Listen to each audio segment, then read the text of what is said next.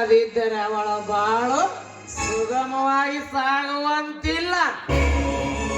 ಕೆಲವು ಮಿತ್ರ ದ್ರೋಹಿ ನೀನು ರತಿ ಕಿಡಿ ಮಾಡಿದ ಈ ಚಾಂಡಲಿಯನ್ನು ನನ್ನ ಕೊರಳಿಗೆ ಕಟ್ಟಿ ನನ್ನ ಬದುಕನ್ನೇ ಹಾಳು ಮಾಡಿದೆ.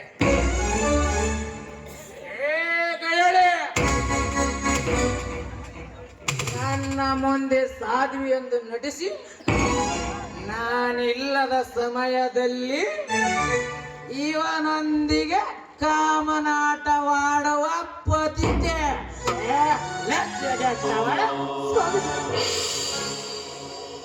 ನರೇಂದ್ರ, ನಾಲಿಗೆ ಕಡಿವಾಣವಿರಲಿ. ಕುಡಿದ ವೇಳೆಯಲ್ಲಿ ಹೊಲಸು ನುಡಿಗಳನ್ನು ನುಡಿಯಬೇಡ.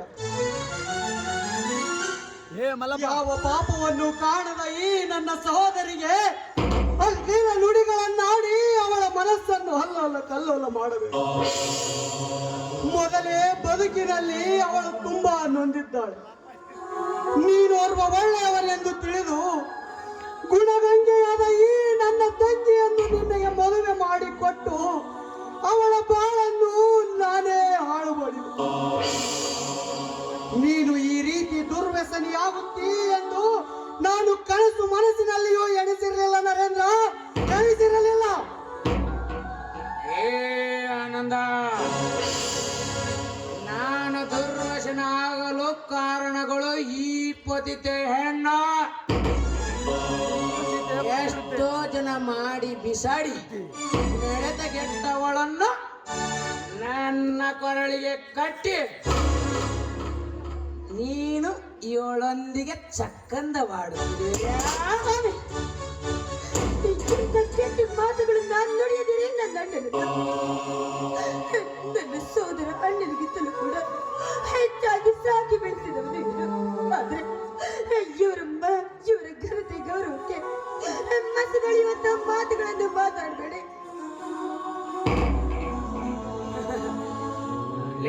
ಹೇಳಿ, ಹಣ್ಣನಂತೆ ಹಣ್ಣ ಬಹಿರಂಗದಲ್ಲಿ ಹಣ್ಣನೆಂದು ಹೇಳಿ ಅಂತರಂಗದಲ್ಲಿ ಅವಳನ್ನು ಅಪ್ಪಿಕೊಂಡಂತೆ ಇಂಥ ಬಣ್ಣದ ಅಣ್ಣಂದ್ರ ನನ್ನ ನಾನು ಎಷ್ಟು ನೋಡಿದ್ದೇನೆ. ನರೇಂದ್ರ, ಮೈ ಮೇಲೆ ಎಚ್ಚರವಿರಲಿ. ಅವಾಚ್ಯ ಶಬ್ದಗಳನ್ನು ಆಡದಿರು. ಸಂಶಯದಲ್ಲಿ ಮುಳುಗಿದ ನಿನ್ನಂತ ಮಾನವನಿಗೆ ತಾಯಿ, ತಂಗಿ, ಅಕ್ಕ ಈ ಬಾಂಧವ್ಯದ ಬೆಲೆ ಹೇಗೆ ಗೊತ್ತಾಗಬೇಕು? ಸಹೋದರಿ ಎಂದು ಸ್ವೀಕರಿಸಲು ತಾಯಿಯ ಹೊಟ್ಟೆಯಿಂದಲೇ ಹುಟ್ಟಿ ಬರಬೇಕೆಂಬ ಕಟ್ಟಳೆ ಏನಿಲ್ಲ. ಜಾತ್ಯತೀತ ರಾಷ್ಟ್ರವಾದ ಈ ನಮ್ಮ ಭಾರತದಲ್ಲಿ ಅಸಹಾಯಕ ಹೆಣ್ಣು ಮಕ್ಕಳನ್ನು ಸಹೋದರಿ ಎಂದು ಸ್ವೀಕರಿಸಿ ಅವಳ ಪಾಲನೆ ಪೋಷಣೆ ಮಾಡಬಹುದೆಂದು ನಿನ್ನಂತ ಸಂಶಯಿತ ಮಾನವನಿಗೆ ಏನೋ ಗೊತ್ತು? ನನ್ನ ಮನೆಗೆ ಬಂದು ನನಗೆ ಉಪದೇಶ ಹೇಳುತ್ತಿರುವ ಮೂರ್ಖ. ಈ ನಿನ್ನ ಮಾತು ಕೇಳಲು ನಾನೇನು ಮೂರ್ಖನಲ್ಲ. ನಡೆಯಾಚೆ.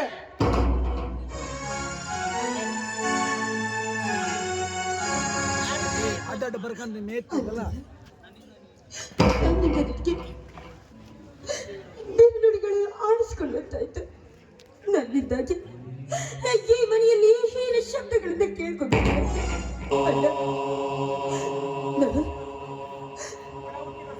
ಒಳ ಹುಟ್ಟಿದ ಸಹೋದರಿಗಿಂತಲೂ ಕೂಡ ಹೆಚ್ಚಾಗಿ ನನ್ನ ಸಾಕಿ ಬೆಳೆಸಿದೆ.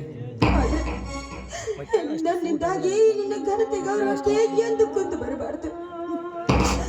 ನಾನೀ ಪಾಪ ಕೋಪದಲ್ಲಿ ಬಿದ್ದು ಒದ್ದಾಡಿದ್ರು, ನನ್ನ ಪ್ರಾಣವೇ ಪರಿತಪಿಸಿಕೊಂಡ್ರು ಕೂಡ ಯಾವುದೇ ಕಾರಣಕ್ಕೂ ಈ ಮನೆಯ ಹೊತ್ತಿಲನ್ನು ತುಳಿದು ನನ್ನ ಯೋಗಕ್ಷೇಮದ ಬಗ್ಗೆ ಎಂದು ವಿಚಾರಿಸಬೇಡ. ನಿನ್ನ ಘನತೆಗೆ ಮಸಿಯನ್ನು ತಂದ್ಕೋಬೇಡ. ಯಾವತ್ತು ನನ್ನ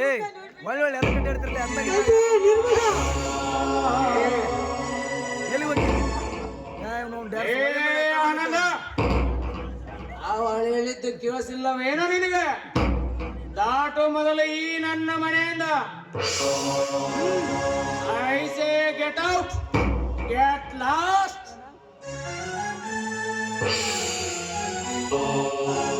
ಹೋಗುತ್ತೇನೆ ನರೇಂದ್ರ, ಹೋಗುತ್ತೇನೆ.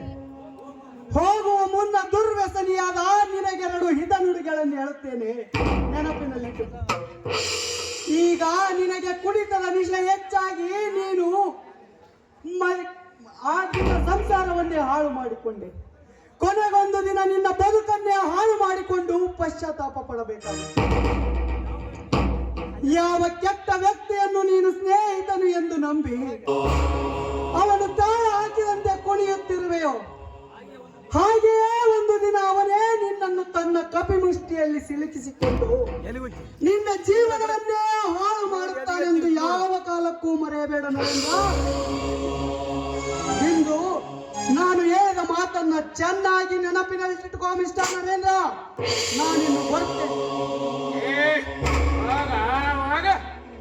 ನಿನ್ನ ಮಾತಿನಿಂದ ನನಗೆ ಏನಾಗಬೇಕಾಗಿದೆ?